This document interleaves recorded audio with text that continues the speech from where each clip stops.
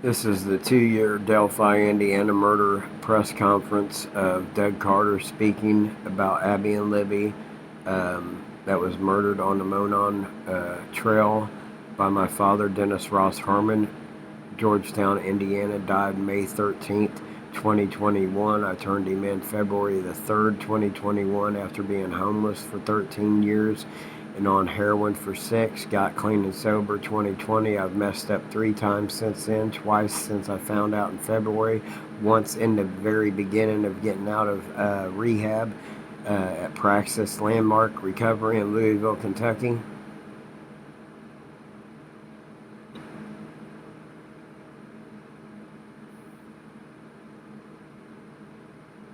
Profession that I represent, to Abby and Libby. It's my hope and my prayer that you're now experiencing God's promise of eternal peace.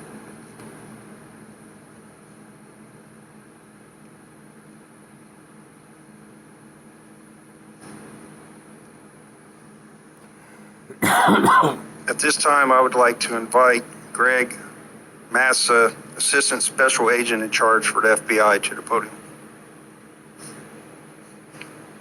FBI is involved because Good morning. there's a lot of As other the murders. Assistant Special Agent in charge, my role is to supervise and lead the FBI's criminal investigations across the state of Indiana. 9 days ago, we had an agent that was participating in the search for the missing victims. And from that moment until this morning, we have stood shoulder to shoulder with our law enforcement partners here.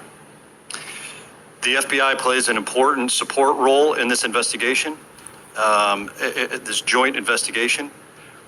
I'm very humbled by the response that the resources that are under my direction have brought, and hopefully the contributions that we are making. On any given day, we have 20 FBI agents that are here providing investigative help, whether that's running down leads, conducting Ypsilanti, interviews, Michigan murders, helping with Alphabet lead tracking murders, system, the Shoe Tree murder, providing intelligence analysis support, providing technical assistance. Every night I update our FBI headquarters to our Deputy Assistant Director, and as the Superintendent mentioned, this has been briefed to the FBI Director on 2 occasions. So whatever resource that the FBI has available, whether it's here in the state of Indiana or nationally, we have brought those resources, and we will continue to do so. We were committed to working around the clock, as we have been over the last 9 days, and will continue to do so until this case is solved. To the members of the community, when I met with our behavioral analysis unit and their expertise and their experience, it is oftentimes even unwitting that a member of the community may have information that is germane to this investigation.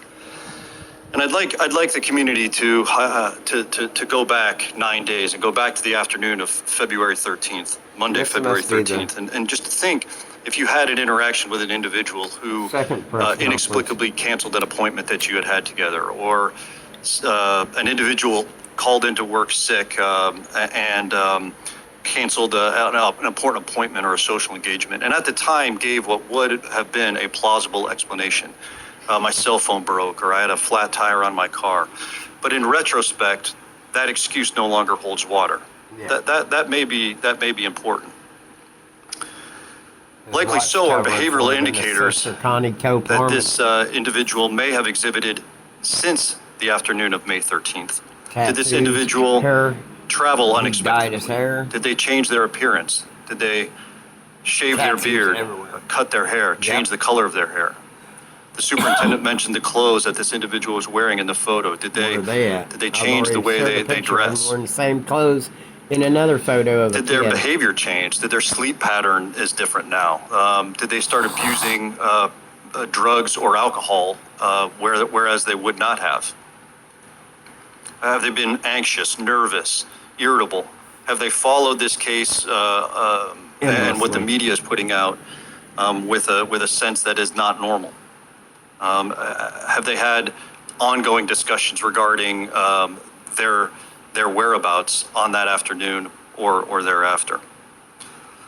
Please, if you have that information, call that into the tip line. After this press conference, the FBI will be putting out a series of these indicators on our social media, so it'll be available not only to the citizens of this community, but across the state of Indiana and then nationally as well. We'll also be utilizing digital billboards, and in any way we can spread this message, we will. I'll just finalize my remarks just to say that to my law enforcement partners behind me, to the community at large, 9 days ago, the FBI stood shoulder to shoulder with you. We're not going anywhere. We will be here until this case is solved, and I am confident this case will be solved. Thank you.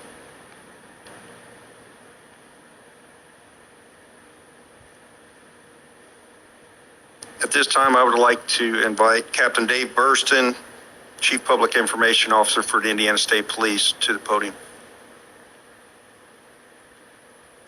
Thank you, Tony. We do have some new information for you today. It's in the form of an audio file from the cell phone that Liberty German had with her at the time. We're not going to play everything that we have,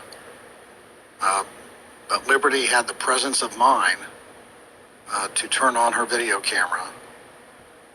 Again, we're not going to be able to share everything with you, but we are going to share this audio clip with you momentarily with the hope that somebody will recognize this voice. And I want to be very clear that what you're about to hear is just 4 short words. Excuse me, 3 words. Down the hill. You're going to hear this played 4 times. Guys, the audio go quality is not down the superb. hill. I know how he talks. But there's enough there that somebody could recognize this person's voice. And as Superintendent Carter said, not to rationalize away. If you hear this today and you think, my God, that sounds like fill in the blank, call us. Make an anonymous tip. Tell us who you think it is.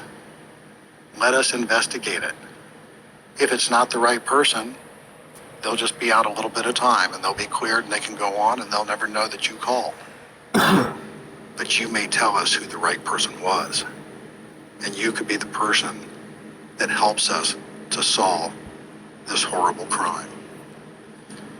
Micah, play the clip, please.